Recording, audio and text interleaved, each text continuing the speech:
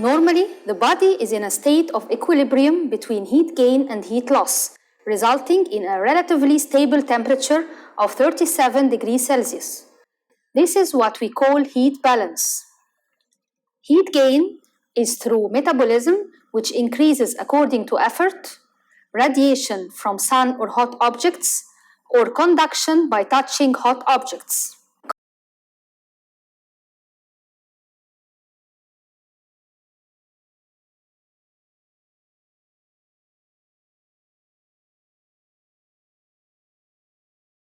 Accordingly, body temperature can be calculated as metabolism plus or minus radiation plus or minus conduction minus evaporation, which is called heat balance equation.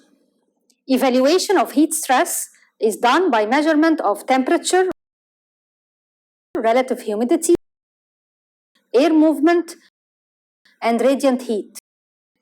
It includes also working in situations with increased humidity, as in hot coastal countries, as Gulf area, working in front of boilers and in laundries. In addition to direct exposure to sunlight, as working in the desert, construction workers, telephone and electricity cable workers, road and bridge construction workers, and army soldiers. The comfortable zone is an effective temperature from 18 to 21. Heat exposure exceeding this comfortable zone causes heat stress, and failure of the body to cope with such stress will cause heat disorders. These heat disorders include heat syncope, heat rash, heat cramp, heat edema, heat exhaustion, and finally heat stroke.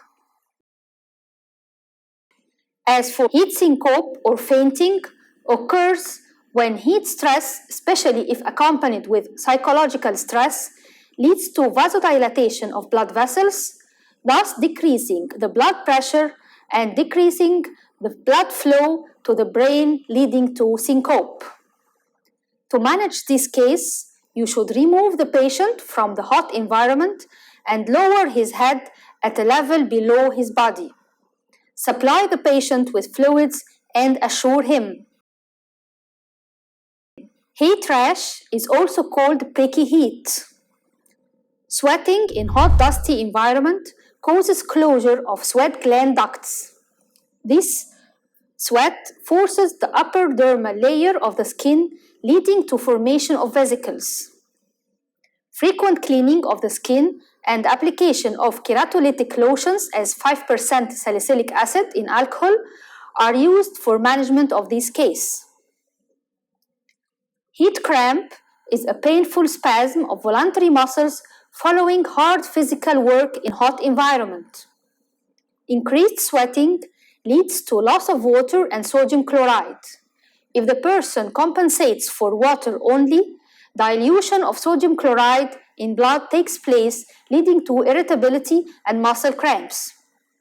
These cramps occurs in the muscles most active during the heat exposure, as calf muscles among football players, biceps muscles among bakers, abdominal muscles among those with frequent bending movements. To manage this case, just relax or stretch the cramped muscle and provide the patient with salt and water. Heat stress causes vasodilatation of blood vessels, which leads to oozing of fluids and thus edema of the dependent part of the body. This causes the sensation that the shoes may become tight in case of prolonged exposure to heat. By rest and elevation of the legs with application of cold water spray to the legs, this edema will resolve.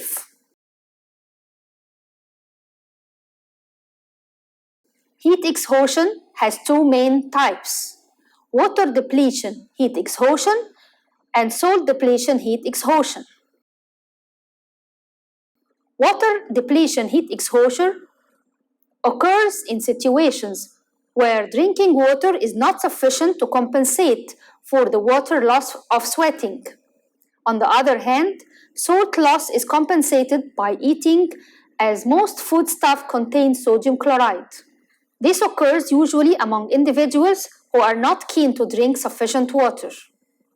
The result of water depletion is failure to maintain adequate circulation to preserve and continue the different body functions. The earliest manifestations are thirst, dry tongue, sense of fatigue, and dullness of mental capacity.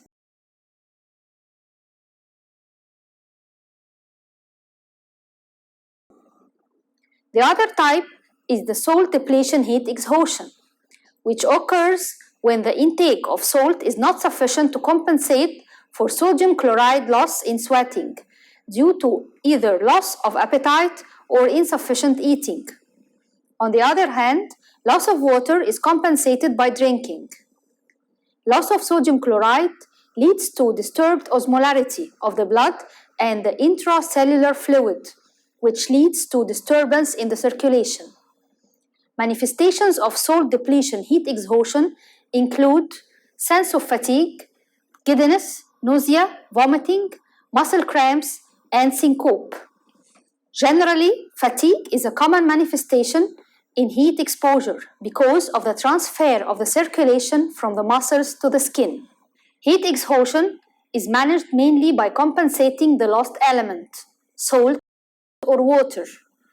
If we are not sure about the type of exhaustion and the kidney function is normal, the patient is dehydrated orally by giving salt and water, preferably with glucose. Otherwise, in case of severe nausea or vomiting, intravenous saline in glucose is given where 2 to 4 liters are given in the first 12 to 24 hours.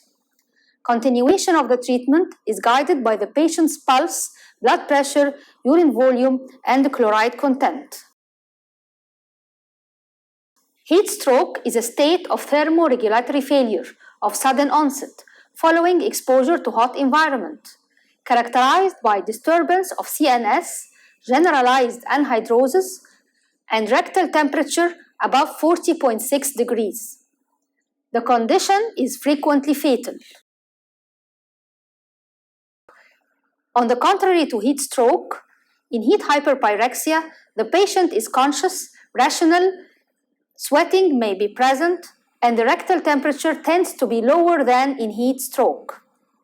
Risk factors for heat stroke include exposure to hot environment above an effective temperature of 29 degrees, unusual hard manual or physical effort, as in pilgrimage, lack of acclimatization, extremes of age, intake of alcohol, which increases metabolism, impairs judgment, causes dehydration, and peripheral vasodilatation.